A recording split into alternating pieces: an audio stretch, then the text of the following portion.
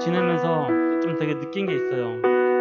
되게 우리가 우리의 마음속에는 부족한 것들을 세상의 것으로 채우려고 할 때 그때 제가 많이 일어나는 것 같더라고요. 그래서 처음 곡은 채워주소서라는 찬양인데요. 여러분들이 정말 세상을 살아가면서 세상의 것으로 여러분들의 부족함을 채우는 것이 아닌 오직 예수님으로 부족함을 채우는 여러분들이 되길 바랍니다. 우리 다 같이 찬양하겠습니다.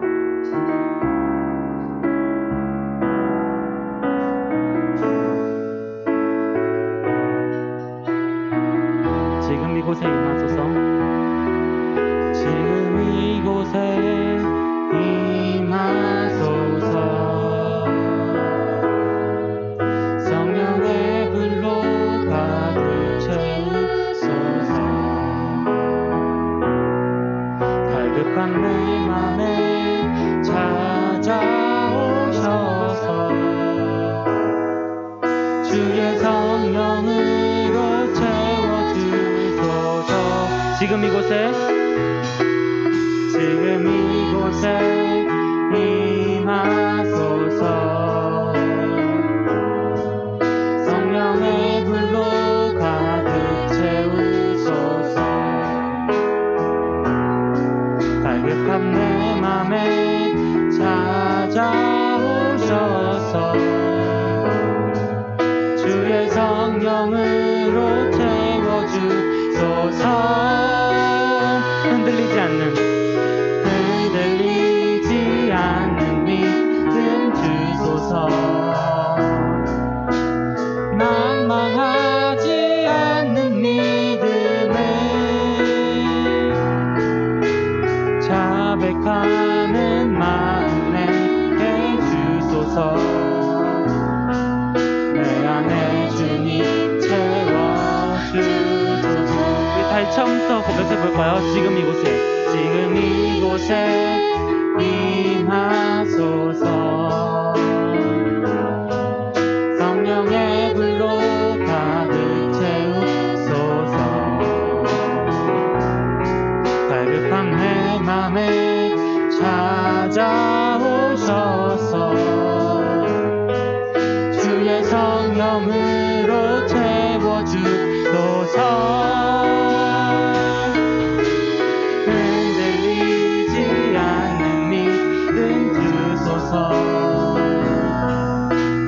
낭망하지 않는 믿음을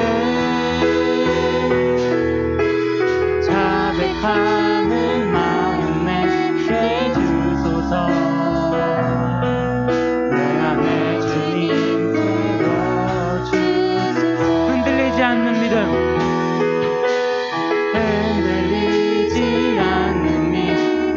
주소서. 낭망하지 않는 믿음을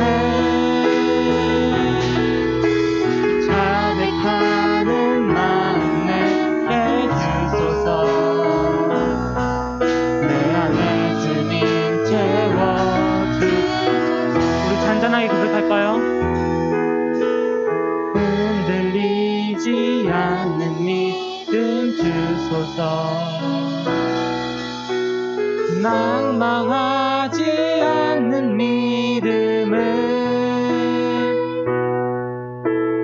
자백하는 마음 내게 주소서.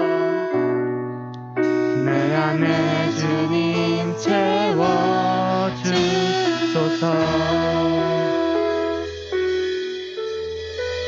아멘. 여러분들 정말 이 세상을 살아갈 때 흔들리지 않는 믿음을, 그리고 낭망하지 않는 믿음을 가져서 정말 가슴 속의 그 텅 빈 공간들을 세상의 것으로 채워서 죄악 가운데 있는 것이 아닌 주님과 함께 사는 여러분들이 되길 원합니다. 저희가 이제 마지막으로 함께 고백할 찬양은요, 나에게도 말씀하소서라는 찬양인데요. 일단 제가 이 찬양을 하기 전에 이런 다짐을 했으면 좋겠습니다. 내가 이번 한 주를 살아갈 때는 그래도 하루에 성경 한 장, 기도 10분은 하겠다. 그럼 저희는 항상 이렇게 하는 것 같아요. 저가 찬양할 때도 느끼지만은 찬양 가사를 보면서 예수님 우리를 도와달라, 우리와 함께하여 달라, 우리에게 응답하여 달라, 우리의 원하는 것들을 들어달라. 이렇게 말하면서 정작 우리는 성경 한 장 혹은 기도를 10분이라도 하고 계십니까? 저희 찬양팀은 먼저 그렇게 실천하기로 지금 약속하고 있습니다. 그렇지만 그런 와중에서도 정말 아직 부족한 부분이 많은 게 현실인 것 같아요. 정말 우리가 이 나에게도 말씀하소서 라는 걸 하기 전에 저희가 먼저 주님 앞에 기도하고, 정말 이제 코로나로 핑계댈 때는 지난 것 같아요. 그러니까 기도하고 성경 읽고 그때서야 이제 예수님 저기 구약시대 사무엘 선지자처럼, 구약시대 다윗처럼, 신약시대 바울처럼 우리에게도 말씀해 주세요 라고 기도한 여러분들이 되기 원합니다. 우리 다 같이 찬양할까요? 낯설고 고된 삶 내 마음 들추는 덧없는 상실 속에서 외롭고 거친 삶 내 마음 떨구는 무거운 좌절 속에서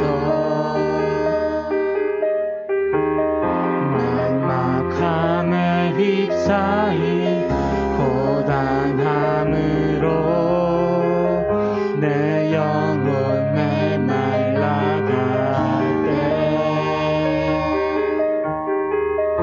애원하는 목소리 아파하는 나 들으소서 주여.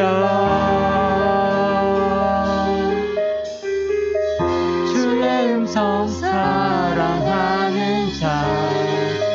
자에게 말하시듯 주의 마음 사랑하는 자에게 보이시듯 주의 은혜 사랑하는 자에게 채우시듯 주의 긍휼 사랑하는 자에게 부시듯 나에게도 말씀하소서.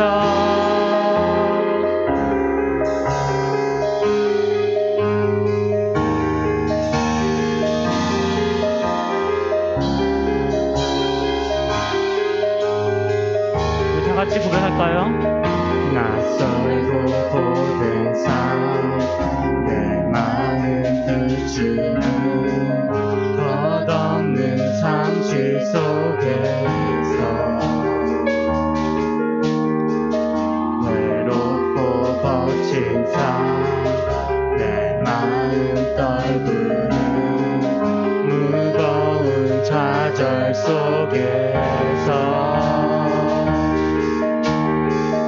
막막함에 휩싸인 고단함으로 내 영혼 메말라갈 때 애원하는 목소리 아파하는 마음 들으소서 주여.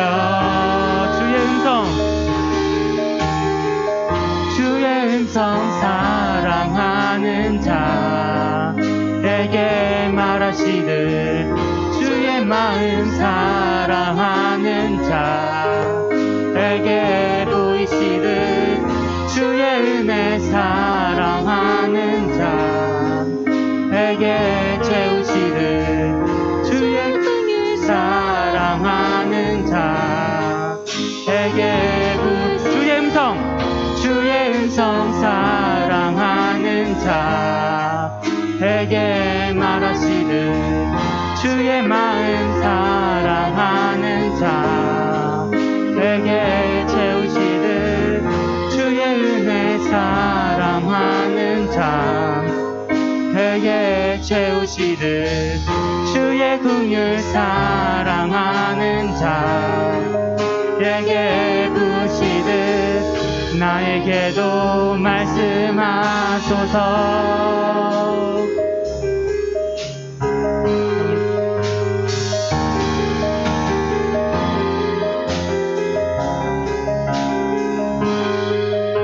같이 고백할까요? 막막함에 휩싸인 막막함에 휩싸인 고단함으로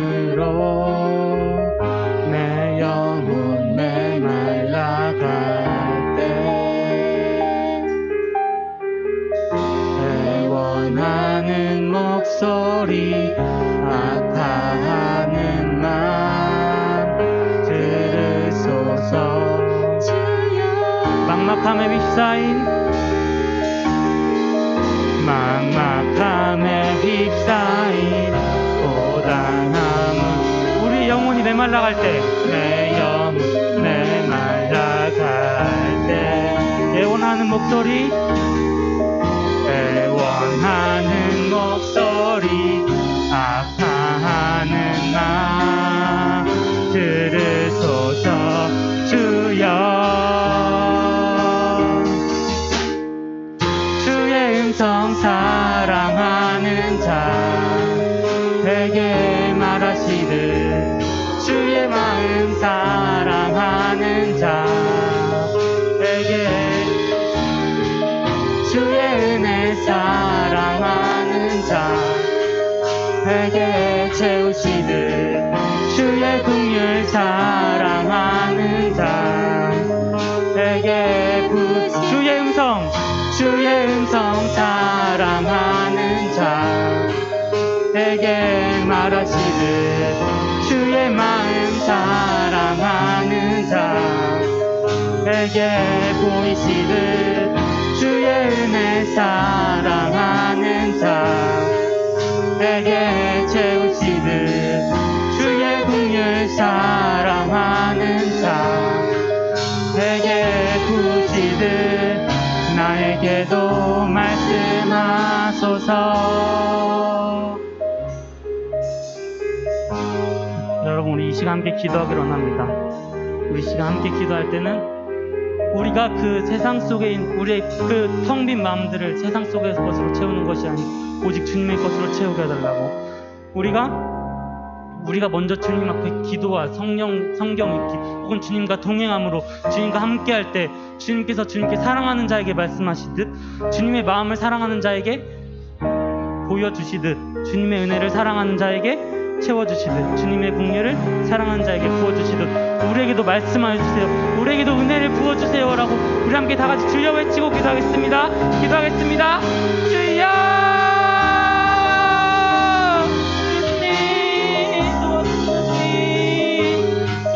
주님 안에 살기 원합니다. 주님 저희가 주님과 함께 동행하며 살기 원합니다. 주님 도와주세요. 주님을 사랑하는 자에게 주님의 은혜를 주님의 자비를 주님의 성령을 주님 우리에게 우리에게 부어주세요. 주님 오순절 다락방의 그 성령의 역사처럼 우리 중고등부 안에서 정말 주님과 함께 삶을 살 때 주님께서 오직 그 사랑하는 사람들에게 보여주시고 우리에게 함께 해주시기 원합니다. 정말 우리가 이 세상 속에 살아갈 때 오직 세상의 것으로 우리의 마음을 채우는 것이 아니라 세상의 것으로 우리의 부족함을 채우는 것이 아닌 오직 주님의 것으로 주님의 성령으로 주님의 기도로 주님의 것으로 우리의 마음속을 채워주시고 주님 도와주세요. 주님 예수님 도와주세요. 주님 우리에게도 나에게도 말씀해주세요. 주님 정말 다윗에게 말씀하셨던 것처럼 바울에게 말씀하셨던 것처럼 상상적인 수련회에서 우리에게 그 말씀해 주셨던 것처럼 부어주셨던 것처럼 우리에게도 부어주시옵소서. 예수님 부어주세요. 주님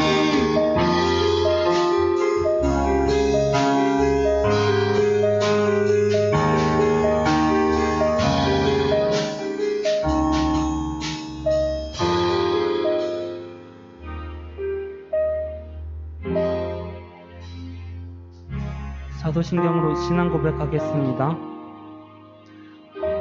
전능하사 천지를 만드신 하나님 아버지를 내가 믿사오며 그 외아들 우주 예수 그리스도를 믿사오니 이는 성령으로 잉태하사 동정녀 마리아에게 나시고 본디오 빌라도에게 고난을 받으사 십자가에 못 박혀 죽으시고 장사한 지 사흘 만에 죽은 자 가운데서 다시 살아나시며 하늘에 오르사 전능하신 하나님 우편에 앉아 계시다가 저리로서 산 자와 죽은 자를 심판하러 오시리라. 성령을 믿사오며 거룩한 공의와 성도가 서로 구타한 것과 죄를 사하여 주시는 것과 몸이 다시 사는 것과 영원히 사는 것을 믿사옵나이다. 아멘. 우리 다 같이 파송의 노래 함께 찬양하겠습니다.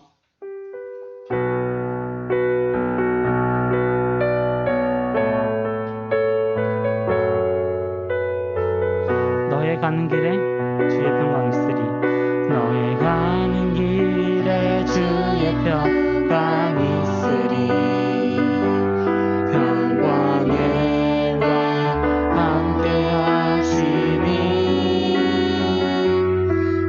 너의 걸음 걸음 주 인도하시리.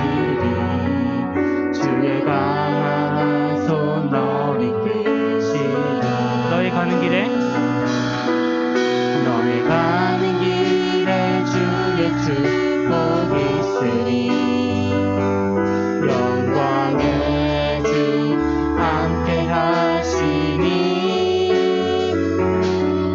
네가 받는 모든 땅 주님 다스리리. 길 예비케 되리. 주님 나라 위하여 주님 나라 위하여 길 떠나는 나의 형제여 주께서 가라시니 너는 가라 주의 이름으로. 거칠은 광야 위에 꽃은 피어나고 세상은 내 안에서 주님의 영광 보리라. 강하고 담대하라. 세상이 이기신 함께 너와 동행하시며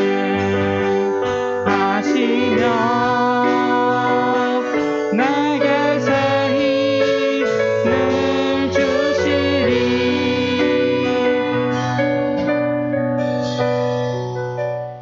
아멘. 염윤태 회계님 나오셔서 예배 기도해 주시겠습니다.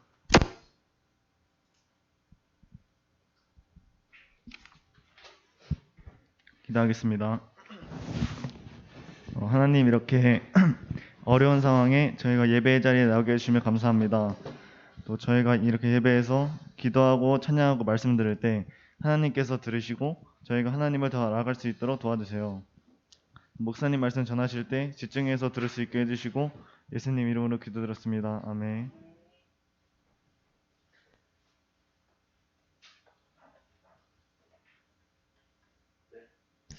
우리 같이 말씀 보겠습니다. 출애굽기 3장 11절부터 14절 말씀입니다. 출애굽기 3장 11절부터 14절까지 우리 4절밖에 안 되니까 한 절씩 교독하도록 합니다. 모세가 하나님께 아뢰되 내가 누구에게 바로에게 가며 이스라엘 자손을 애굽에서 인도하여 내리이까.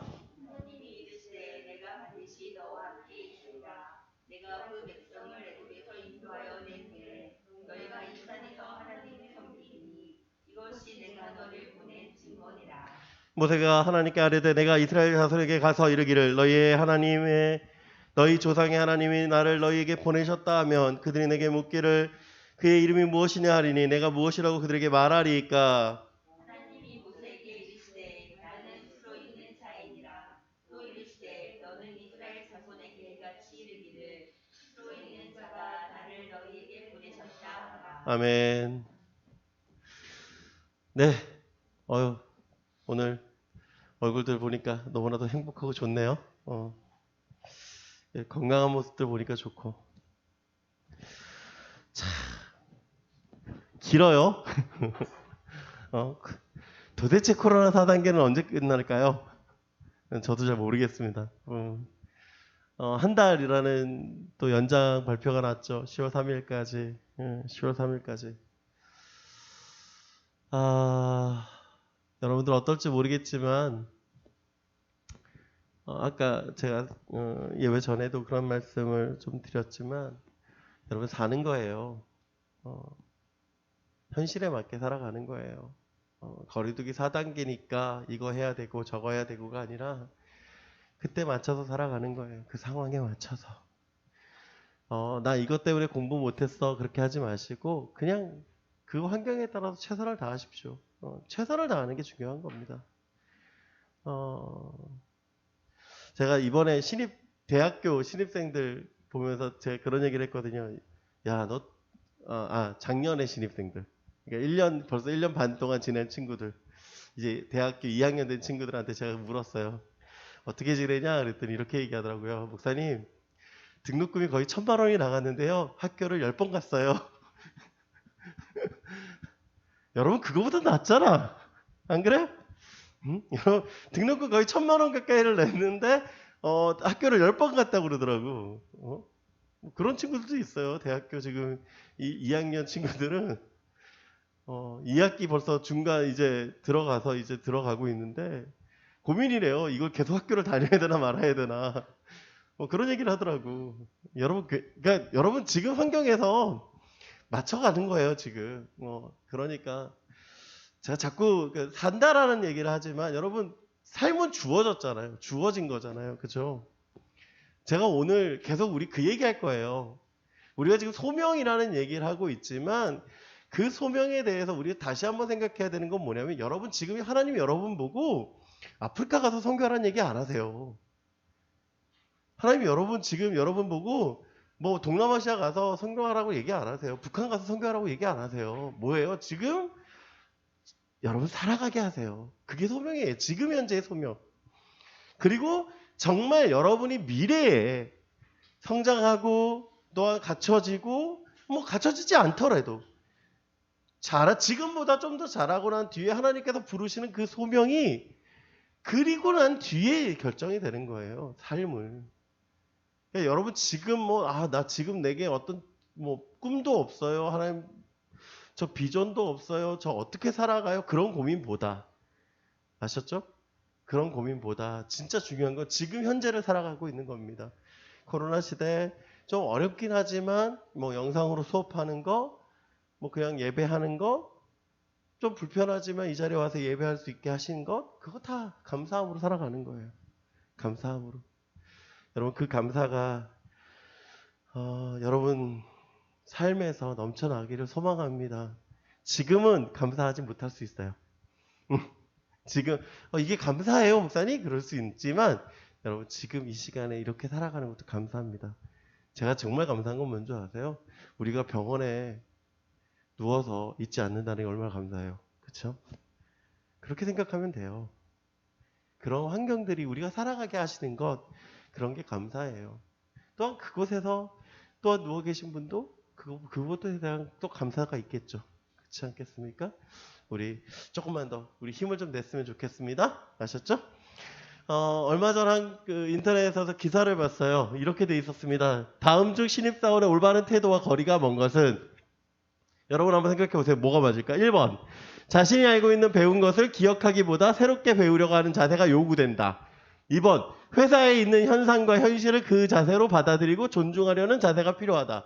3번. 신입사원은 조직에 활력을 불어넣는 존재이므로 겸손함보다는 진취적인 자세를 보일 필요가 있다. 4번. 회사와 상사의 방침과 지시가 수시로 바뀌더라도 일단 변화를 수용하는 자세가 필요하다. 뭐 같아요, 여러분? 3번은 하지 말아야 될 거? 하지 말아야 될 거. 맞아요? 어때요? 자, 우리가 거슬 한번 해보자. 우리 사지선다야. 사지선다. 여기 답 다 있죠? 자, 1번이라고 생각하는 사람. 3번이라면 아니 방금 전까지 3번이요 그랬더니 1번이요. 이거 뭐야 지금? 이상한데? 자 1번. 자 2번. 3번. 좀 있어요. 4번. 신입사원들 대부분 3번이라고 썼답니다. 신입사원은 조직의 이게 올바른 태도와 거리가 먼 것이라고 생각했대요. 근데 놀랍게도 10곳의 회사의 면접관들이 선택한 답은 미안한 얘기지만 3번이었답니다. 무슨 얘기냐? 선택한 답이 3번이라고 하는 건 신입사원의 올바른 태도라고 생각한 게 3번이었대요. 이해가 됩니까? 10군데 대기업 중에 7군데의 회사는 이렇게 생각했대요. 신입사원은 조직의 활력을 불어넣는 존재이므로 겸손함보다는 진취적인 자세로 적극적인 태도를 보이는 것이 옳다가 회사의 생각이었대요. 뭐가? 자, 상호가 다시 한번 얘기해 줄게. 이거는 신입사원들에 대한 질문이었고 회사는 신입사원의 올바른 태도는 이런 질문이었대요. 그러니까 신입사원들은 하면 안 된다고 생각하는 행동이 회사에서는 신입사원들한테 요구하는 행동이었다라는 거예요. 또한 세 곳의 회사는 10곳 중에 세 곳의 회사는 당연히 3번이 잘못된 답이었다라고 생각했대요. 참 아이러니하게도 생각이 다르다라는 얘기를 지금 하고 있어요. 왜 그러느냐 여러분, 제가 지금 이런 얘기를 드리는 이유가 뭐냐면 이거예요. 우리는 일을 대할 때, 새로운 일을 하거나 어떤 일을 대할 때 어떠한 태도로 있느냐라는 거예요. 어떠한 태도로 있느냐. 그럼 이거는 어른들 얘기니까 여러분 질문으로 맞춰보면 이러해요. 한 문제가 여러분에게 닥쳐왔어요. 그러면 여러분은 그 문제를 해결하기 위해서 어떻게 할 것인가라는 것이에요. 근데 여기에 보면 두 가지의 아주 극단적 태도가 있어요. 극단적 태도. 양쪽 끝에 있어요. 뭐냐면 하나는 근자감이고 하나는 패배감이에요. 근자감 뭐예요? 근거 없는 자신감이잖아. 그래서 과욕이야. 넘쳐 막. 나는 잘할 수 있어 막. 그리고 넘치는 사람이 있는가 하면 반면에 난 안 돼. 난 못해. 나는 이번에도 또 실패할 거야. 그런 사람들이 있어요. 근자감도 문제지만 사실은 패배감이 더 문제예요. 사실은. 왜 그럴까? 일을 대하는 태도에 대해서 소극적으로 바뀔 수밖에 없어요. 근자감을 가진 사람들이 많이 모이면 이 문제는 산으로 갑니다.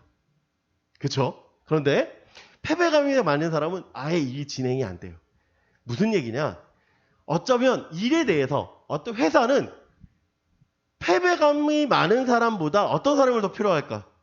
근자감이 필요해요. 왜? 어쨌든 진행이 되잖아. 산으로 가든 어디로 가든 진행이 되면 그거를 지도해 줄 수는 있어요. 근데 아예 시작을 못하는 사람들은 어떨까? 일을 할 수 있을까 없을까? 일이 진행이 안 돼요. 그래요. 오늘 성경에 나오는 이 사람이 그래요. 40년 동안 양을 치며 살아와요. 40년 전에는 패기가 넘쳐서 일을 그리쳤을지도 몰라요. 그런데 이 사람은 실패했고 도망자가 됐으며 쫓기는 신세가 되었습니다. 한 부유한 목장주의 사위로 들어가서 그 목장주에 기대어 40년을 살아갑니다. 그리고 그 사람을 하나님이 부르십니다. 오늘 본문은 이렇게 얘기하죠. 그 사람은 할 수 없다라고 얘기합니다. 여러분에게 아까 질문 드렸습니다. 소명이 무엇입니까? 라는 질문했어요. 여러분 이거는 내 꿈이 이것입니다 하고 다른 얘기예요. 사실은. 무슨 얘기냐? 꿈은 내가 꾸고 있어요. 하지만 소명은요. 부르신 분의 소리에 들어야 돼요. 소명은 부르신 분의 소리에 집중하는 게 필요해요. 부르신 분의 뜻, 부르신 분의 삶, 부르신 분의 역사, 그것이 우리에게 필요해요. 그걸 오늘 제목으로 이렇게 얘기했어요. 하나님 앞에서라고 얘기합니다. 하나님 앞에서. 이거를 성경적 영어로 얘기하면, 히브리어로 얘기하면 코람데오라고 얘기를 해요. 코람데오. 하나님 앞에서 나는 어떠한 사람이고 어떻게 살아야 되는가. 반면에 모세는 계속해서 뭐 하고 있습니까? 그럼에도 불구하고 못해요 라고 얘기하고 있어요. 하나님은 왜 모세를 쓰고 원하실까? 왜 모세는 못한다고 얘기할까? 그러면 하나님은 여러분을 어떻게 부르고 계실까? 우리 한번 같이 한번 성경을 봅시다. 우리가 기억해야 될 첫 번째는 뭐냐면 분명히 모세는 실패했다는 거예요. 지금 모세가 실패하지 않았기 때문에 하나님이 부르시는 게 아니라 모세가 실패했음에도 불구하고 부르고 계시다는 것이고 그 부름에 모세는 그럼에도 불구하고 못 가겠다고 얘기하고 있다는 거예요. 자, 1절 말씀 보면 이렇게 얘기합니다. 모세가 그의 장인 미디안 제사장 이드로의 양떼를 치더니 그떼를 광야 서쪽으로 인도하여 하나님의 산 호렙에 이르매. 이제 모세가 장인의 양떼를 이끌고 서쪽으로 이동해요. 그리고 도착한 곳이 어디냐면 호렙이에요.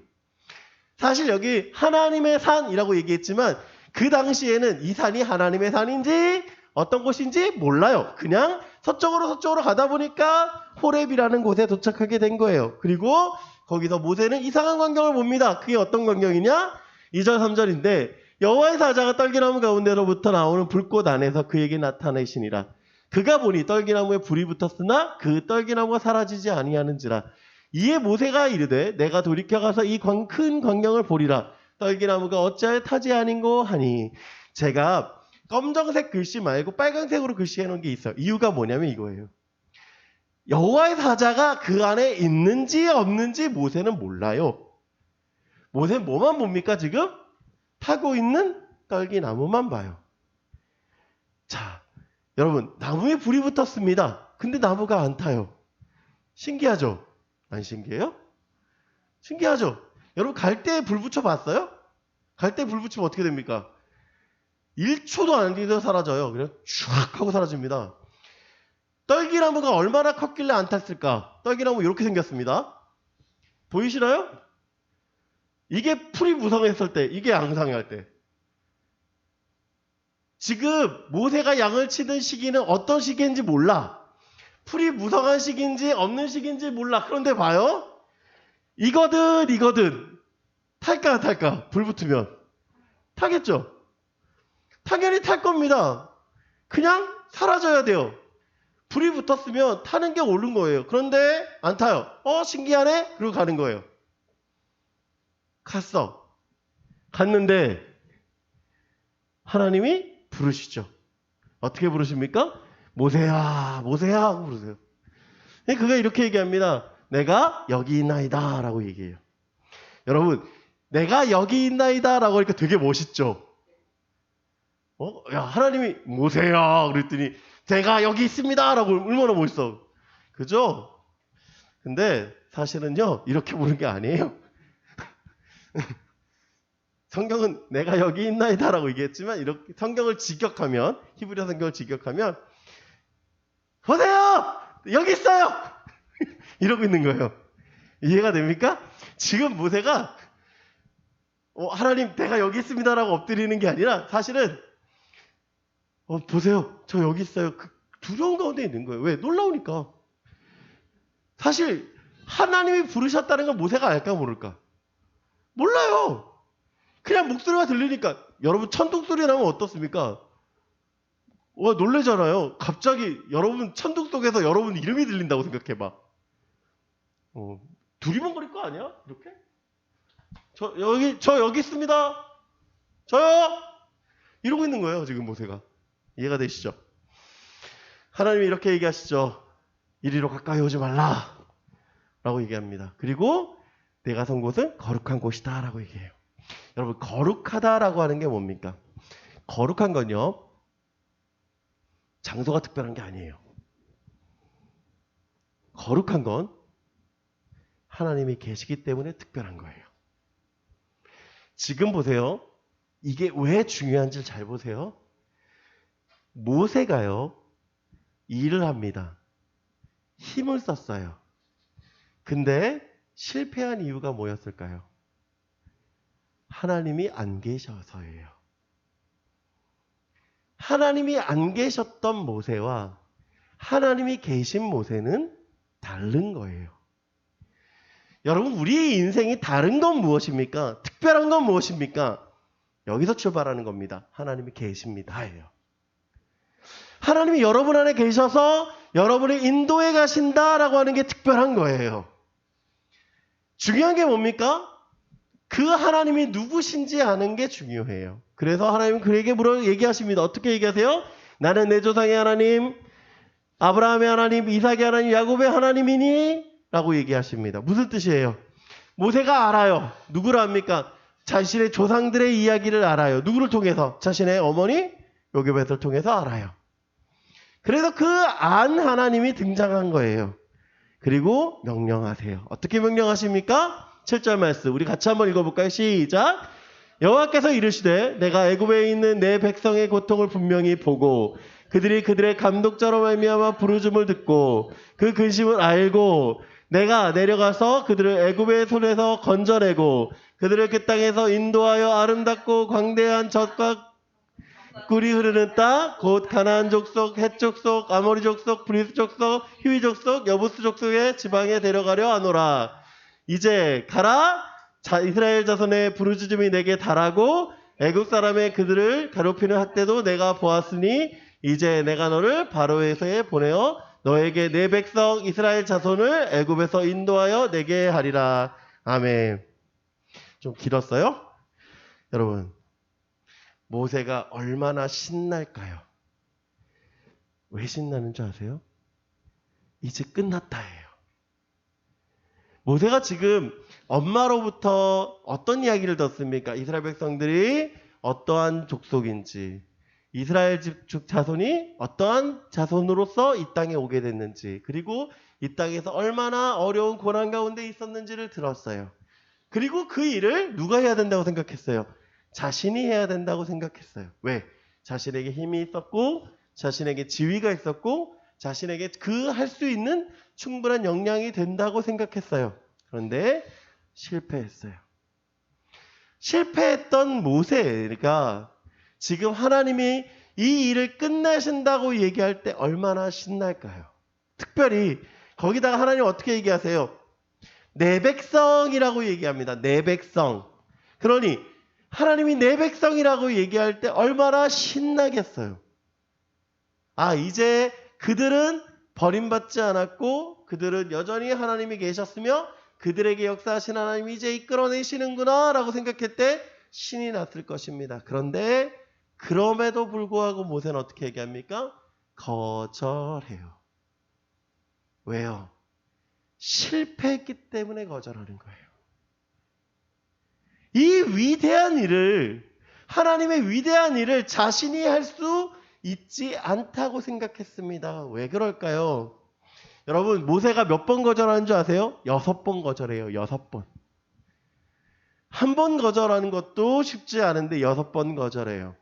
근데 그 6번을 거절하는 데 있어서 하나님이 얼마나 웃긴 줄 아십니까? 그 6번을 달래고 협박도 하고 놀랍게 보여주고 그 6번을 계속 하나님은 그러세요. 하나님 왜 그럴까? 여러분 6번이나 그거 할 필요가 있어요? 차라리 다른 사람 선택해서 보내시면 되잖아요. 굳이 모세가 아니어도 되지 않습니까? 하나님은 그냥 여러 사람들 중에 그냥 모세 한 명 딱 골라서 한 것이라고 한다면 그냥 여러 사람 중에 그냥 이 사람 골라서 하면 되잖아요. 그렇지 않습니까? 시온이 뭐 시켰더니 안 해. 그러면 상욱이 시키면 되잖아요. 상욱이 시키면 안 해. 뭐 윤태 시키면 되잖아요. 저는 그렇게 하면 돼요. 그죠? 근데 왜 하나님은 굳이 모세 붙잡고서 너 이거 해야 돼. 너 안 할 거야? 죽을래? 너 해야 돼. 그러고 계시냐는 거예요. 6번이나. 왜 그럴까요? 여러분 게임하다 보면 여러분 게임하잖아요. 게임하다 보면 어때요? 꼭 그 게임을 하는 이유가 있어요. 그쵸? 그 캐릭터를 하는 이유가 있어요. 그 종족을 하는 이유가 있어요. 게임이니까. 그 나라를 하는 이유가 있어요. 뭐 그 게임이니까. 근데 여러분 보세요. 매번 그 게임을 그럼 어때요? 바꿀 수 있잖아. 그렇잖아요. 바꿔도 되잖아. 재미없으면 안 해도 되잖아. 근데 꼭 그 게임 해. 또다시 그 게임에 접속해. 그리고 그 캐릭터를 해. 또 그 캐릭터를 또 키워. 또 실패해. 왜 그래요? 왜 그럴까? 여러분 왜 그렇게 합니까? 그쵸? 그냥 내가 그냥 그게 하고 싶은 거야. 여러분 이게 얼마나 놀라운 건지 아십니까? 하나님도 여러분하고 똑같아요. 여러분 하나님은요 누굴 사용하기 원하십니까 지금? 모세를 사용하기 원하시는 거예요. 굳이 다른 거 선택해서 따르게 하고 싶지 않아. 누굴? 얘를 선택하고 싶은 거예요. 모세가 잘생겨서도 아니에요. 모세가 특별해서도 아니에요. 모세가 놀라워서도 아니에요. 그냥 모세니까예요. 여러분 이게 은혜입니다. 아시겠습니까? 모세를 사용하시기 원하고요. 위대한 민족 지도자를 세우시기 원하고요. 실수하고 잘못하고 넘어지고 사용하기 원하신다는 거예요. 그게 무슨 뜻입니까? 소명자는요, 자기 의지 갖고 일하는 사람이 아니라는 거예요. 하나님은요, 모세를 쓰실 때 자기 생각 갖고 일하시는 거예요. 자기 생각, 하나님의 생각. 모세의 생각이 중요하지가 않아요. 누구의 생각이 중요해요? 하나님의 생각. 그렇습니다. 하나님이 일으켜 세우셔서 사용하고 있는 거예요. 하나님이 다른 일을 포기하게 하시고 그 일 시키시는 이유가 여기 있는 거예요. 여러분, 소명자는요, 부르신 분의 뜻을 따라 살아가는 거예요. 그 소명자를 부르신 분이 하나님이신 거예요. 내가 주체가 아니라 하나님이 주체가 되는 것입니다. 그럼에도 불구하고 우리는 이렇게 얘기합니다. 하나님 저 못해요. 하나님 저 못해요. 왜요? 여전히 관점은 누구의 관점? 내 관점이라서 그래요. 모세는 자신의 관점이니까 못해요 하지만 하나님은 하나님의 관점이니까 일하신다고 얘기하시는 거예요.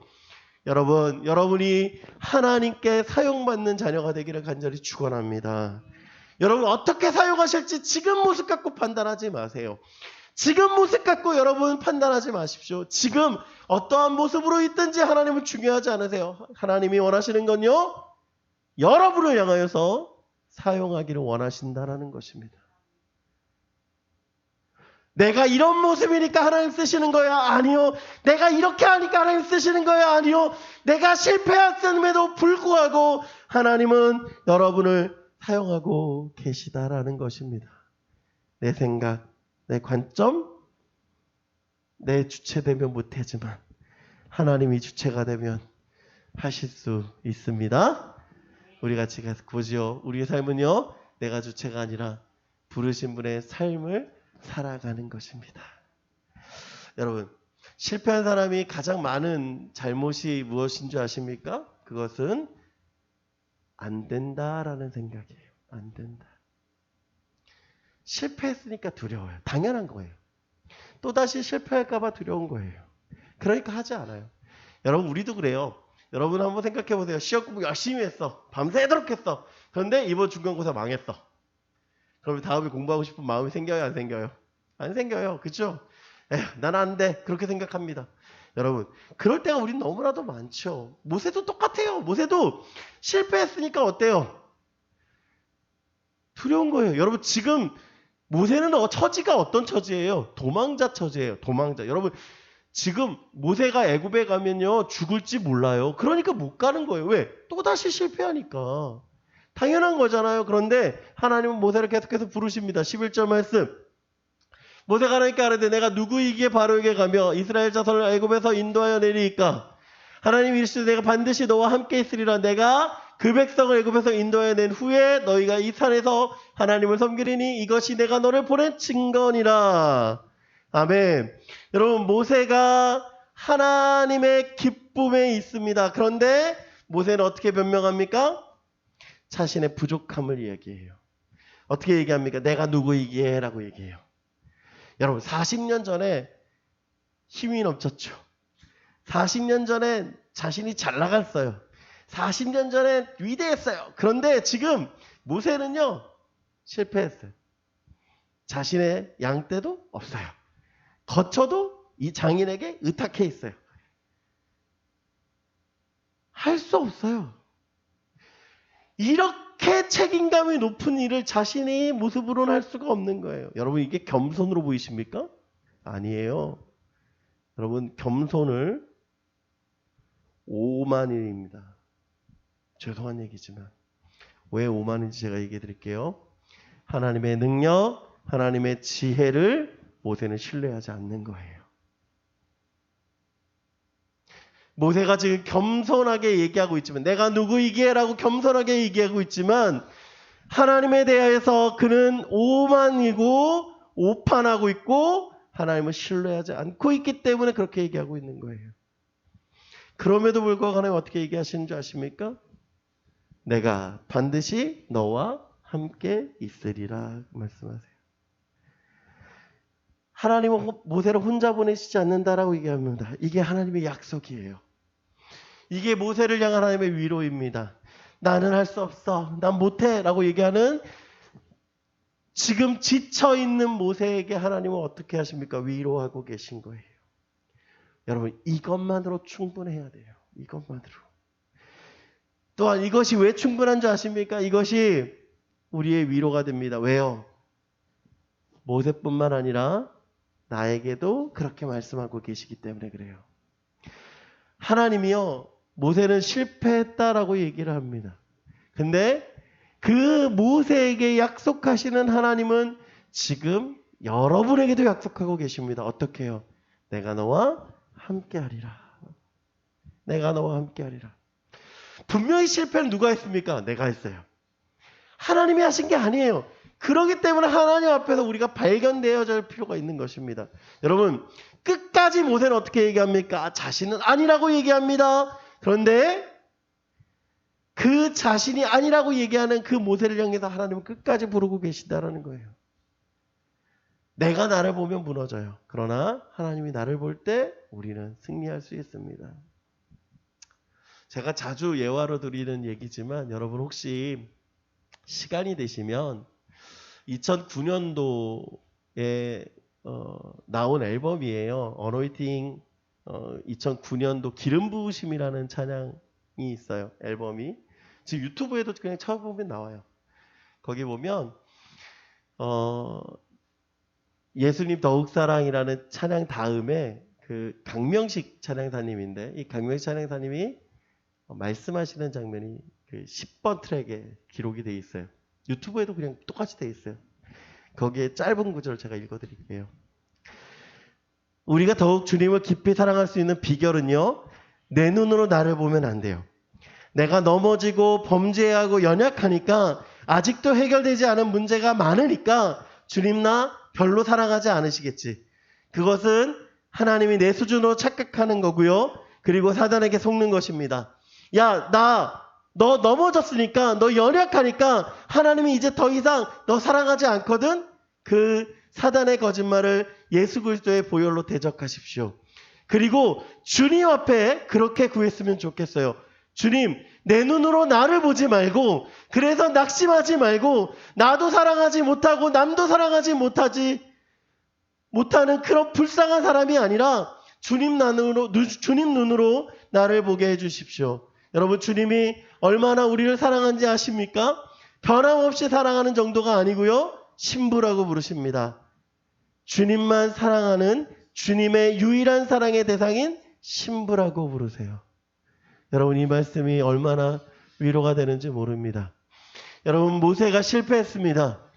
모세가 좌절했습니다. 그리고 이렇게 얘기하죠. 나는 여전히 안 돼요, 하나님. 그러니까 저 말고 다른 사람 보내세요 라고 얘기하고 있는 그를 향하여서 하나님 이렇게 얘기하십니다.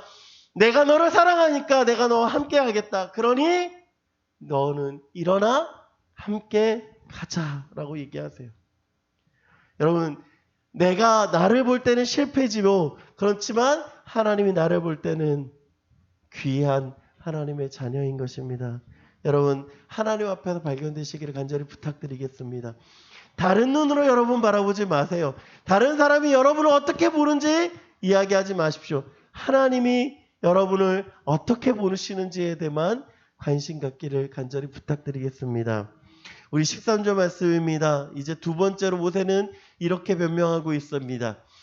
모세가 하나님께 아뢰되 내가 이스라엘 자손에게 가서 이르기를 너희의 조상의 하나님이 나를 너희에게 보내셨다 하면 그들이 내게 묻기를 그의 이름이 무엇이냐 하리니 내가 무엇이라고 그들에게 말하리이까. 모세가 어떻게 얘기해요? 이스라엘 장로들이 저를 신뢰하지 않습니다 라고 얘기해요. 그래요. 모세가 애굽 사람을 죽이고 숨겼을 때 사람들이 이렇게 얘기합니다. 너를 누가 우리의 재판관으로 세웠느냐 라고 얘기했어요. 너를 누가 보냈냐라고 물어보는 거죠. 모세는 할 이야기가 없어요. 왜요? 하나님을 몰라요. 너무나도 당연하죠. 이스라엘 백성들이 어떤 줄 아세요? 여러분, 모세랑 똑같은 삶을 살아가고 있어요. 왜? 400년이에요. 400년 동안 하나님이 계시다는 얘기만 들었지 하나님을 직접 본 적이 없어요. 여러분, 애굽에서 산다는 게 어떤 의미인 줄 아십니까? 그냥 세상 사람들하고 같이 살아가는 거예요. 여러분, 애굽에는 신들이 몇 명인 줄 아십니까? 150명이 넘어요. 신이 150명이 넘어요. 신이. 바로도 무슨 뜻인 줄 아십니까? 파라오라고 하는 건 라의 아들이라는 뜻이에요. 우리 성경에 바로라고 되어 있는 게 파라오거든요. 라의 아들이라는 뜻을 갖고 있습니다. 그러니까 즉 신의 아들이 왕이에요. 그러면 신의 아들인 바로를 섬겼던 애굽 사람들과 같이 살고 있는 애굽 이스라엘 사람들은 하나님을 알까요? 모를까요? 하나님 몰라요. 어떻게 예배해야 되는지도 몰라요. 어떻게 무엇을 해야 되는지도 몰라요. 그들의 조상에 하나님이 계셨다라는 건 알고 있어요. 그런데 그 하나님이 누군지 몰라요. 그러니 모세의 태도는 너무나도 당연한 것일 것입니다. 그런데 그 모세를 향해서 하나님 이렇게 얘기하십니다. 14절 말씀 우리 같이 읽어볼까요? 시작! 하나님이 모세에게 이르시되 나는 스스로 있는 자니라. 또 이르시되 너는 이스라엘 자손에게 이같이 이르기를 스스로 있는 자가 나를 너희에게 보내셨다 하라. 하나님 뭐라고 얘기하십니까? 스스로 있는 자다라고 얘기하세요. 여러분 스스로 있는 자라고 하는 거 여기 있는이라는 단어가 되게 중요해요. 있다라고 하는 거 왜 중요할까? 여러분 있다라고 하는 거 중요한지 제가 설명해 드릴게요. 이것 때문에 중요합니다. 있었던 나, 있는 나, 항상 계속해 존재하고 있을 나. 무슨 뜻입니까? 과거, 현재, 미래, 가운데 계신 하나님. 여러분 우리가 하나님을 착각할 때 어떻게 착각하냐면 과거의 하나님, 이스라엘의 하나님, 과거에서 존재하셨던 하나님, 과거에 역사하셨던 하나님, 과거에 계신 하나님, 지금은 안 계신 하나님, 그렇게 생각할 때가 너무나도 많아요. 그러나 하나님은요 과거에도 계셨고 지금도 계시고 미래에도 계실 것입니다. 그리고 과거에도 역사하셨고 지금도 역사하시고 미래에도 역사하실 것입니다. 그 하나님이 뭐 하셨다고요? 내가 너를 보냈다라고 얘기하세요. 여러분 그것이 우리에게 주시는 말씀입니다. 여러분 실패한 이유가 무엇입니까? 모세의 실패한 이유 아까 서두에도 말씀드렸지만 하나님을 몰라서예요. 자신이 일하기 때문에 몰랐어요. 자신이 실패한 이유가 그것인지 몰랐어요. 왜요? 하나님이 누구신지 모르고 하나님이 어떤 분이신지 모르고 하나님이 어떻게 역사하신지 모르니까 실패해요. 그런데 모세는 지금 이제 하나님을 압니다. 그러니 하나님은 이제 역사하실 것입니다. 그렇기 때문에 뭐 할 수 있어요? 새롭게 살아갈 수가 있는 것입니다. 여러분 우물 안의 개구리는 우물 속에서밖에 몰라요. 그러니까 밖에 보고 온 개구리에 향해서 물어보죠. 야, 네가 밖에 봤는데 소가 얼마나 크니? 이거보다 더 커요. 끝에 어떻게 됩니까? 배가 터져 죽지요. 여러분 우물 안의 개구리는 그거밖에 몰라요. 세상을 그거밖에 몰라요. 여러분이 왜 어리다는 얘기를 하는 줄 아십니까? 경험이 적기 때문에 그래요. 경험이 적기 때문에 세상을 모른다고 얘기하는 거예요. 여러분이 어리다라는 것에 여러분을 만족하지 마십시오. 여러분 저 우물을 뛰어쳐 나갈 때 널리 볼 수 있습니다. 어떻게 널리 볼 수 있을까요? 구글의 학술 검색 프로그램을 혹시 검색해 본 친구가 있을지 모르겠어요. 아마 없겠죠. 여러분 대학교 가면 이제 학술 검색, 학술지라는 거 막 그런 거 검색하고 하거든요. 그럴 때 그 검색 이름이 스콜라예요. 철학이라는 뜻을 갖고 있는 스콜라. 그 학술 검색인데 그 검색 앞에 이렇게 되어 있습니다. 거인의 어깨에 올라서서 더 넓은 세상을 바라보라. 이게 아이작 뉴턴이 한 말입니다. 근데 사실은 이 아이작 뉴턴이 한 말은 아니고요. 예전부터 내려왔던 영어 격언이에요. 근데 그 격언을 우리가 이렇게 얘기하죠. 거인의 어깨에 올라서서 더 넓은 어깨를 바라보라. 그렇게 얘기하고 있는데 이것을 영어 원문으로 보면 좀 달라요. 이렇게 얘기합니다. If I have seen future, it is by standing on the shoulders of giants 라고 되어 있어요. 어떻게 한국어로 번역할 수 있냐면 내가 멀리 볼 수 있는 것은 거인들의 어깨에 올라섰기 때문입니다 라고 얘기하는 거예요. 거인들의 어깨에 올라섰기 때문에 멀리 볼 수 있었습니다 라고 얘기하는 거예요. 여러분 이게 무슨 뜻인지 아십니까? 하나님께 속하여져 있는 나는 세상을 널리 볼 수 있었습니다 라고 얘기하는 거예요. 여러분 지금 여러분의 눈에서 보지 마십시오. 여러분 스스로를 보지 마십시오. 하나님께서 여러분의 어깨를, 하나님이 여러분이 어깨에 올라서서 여러분 자신을 보면 여러분 어떻게 볼까요? 위대한 하나님의 사람으로 보이지 않으실까요? 여러분 하나님 앞에 발견되십시오. 하나님 앞에서 나타내십시오. 그럴 때 더 높이 더 멀리 볼 수 있는 저와 여러분들이 될 것입니다. 여러분 함택 목사님이 쓰신 인생 멘토라는 책이 있어요. 이 책에 보면 이렇게 얘기하십니다. 토기장이가 진흙으로 그릇을 만든다고 합니다. 어떤 그릇이 나올지는 진흙을 아무리 연구한들 알 수가 없습니다. 그 그릇을 만드는 토기장이의 생각을 알아야 어떤 그릇이 나올지 알 수 있는 것입니다. 이처럼 우리가 우리 자신에 대해서 자각하는 것도 하나님에 대한 지식이 없이는 불가능합니다. 온전하게 된다는 것은 존재론적으로 나를 지으신 하나님의 의도를 알고 그 목적에 맞게 산다는 뜻입니다. 이런저런 일들로 혼란스럽고 어수선하더라도 지금 생각하고 염려하고 계획하는 모든 것을 인간의 눈으로만 보지 마십시오. 하나님을 믿는 믿음의 눈으로 보기 바랍니다. 여기 인생 멘토라고 하는 함택 목사님의 책이에요. 여러분 토기는 누구의 생각을 알아야 알 수 있을까요? 흙을 봐도 알지 못하지만 토기장이의 생각을 보면 알 수 있죠. 예레미야 18장 6절에 보면 하나님 우리의 토기장이라고 얘기하십니다. 여러분 흙이 위해서가 아니에요. 만드는 과정이 실패해도 괜찮습니다.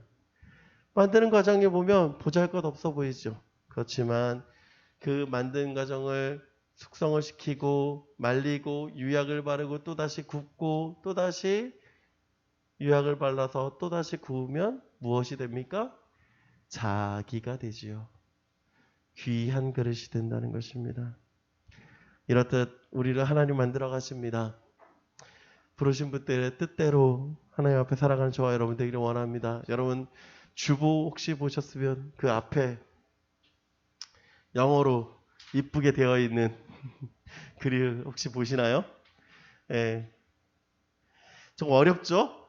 이 글이 여러 주요 신학교에서 신학과 변증학 교수로 계셨던 R.C. 스프롤이라는 목사님이 쓰신 글인데요. 코람데오라는 것에 이렇게 얘기합니다. 코람데오 Living all of life in the presence of God under this assault of God under to the glory of God. 무슨 뜻이냐면 모든 삶을 하나님 앞에 사는 것은 하나님의 권능 아래 하나님의 영광을 위해서 사는 것입니다 라고 얘기하는 것이죠.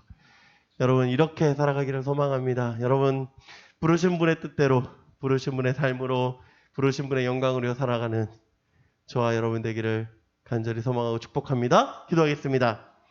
사랑의 하나님 감사합니다. 오늘 모세를 통하여 다시 한번 하나님의 뜻을 바라보게 하시니 감사합니다. 여전히 내 모습을 바라보면 작고 여전히 내 모습을 바라보면 연약하지만 오직 하나님께서 우리를 사용하심을 고백하고 우리가 주님 앞에 나아가오니 주여 사용하여 주시옵소서. 감사합니다. 우리를 사랑하시고 우리와 함께 하시는 예수 그리스도의 이름으로 기도드립니다. 아멘.